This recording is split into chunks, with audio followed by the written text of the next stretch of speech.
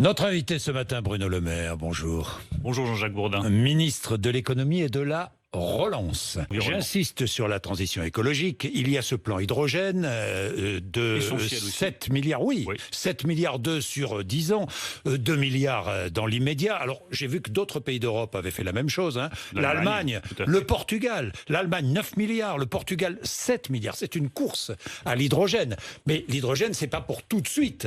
Hein. Il va falloir un certain temps avant que nous roulions à l'hydrogène tous.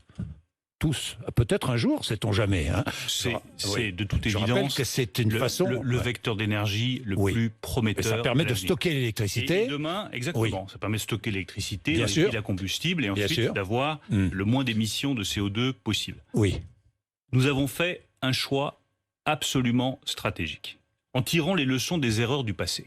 Dans le passé, souvenez-vous, on disait les panneaux solaires, c'est formidable. Ouais. Donc il faut subventionner l'électricité produite par les panneaux solaires.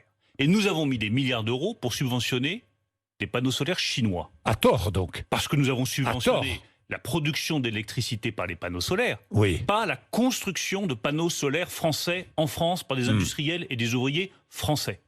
Nous avons tiré les leçons de cette erreur et nous avons mis 7 milliards d'euros pour développer notre propre filière industrielle d'hydrogène. Ça veut dire quoi?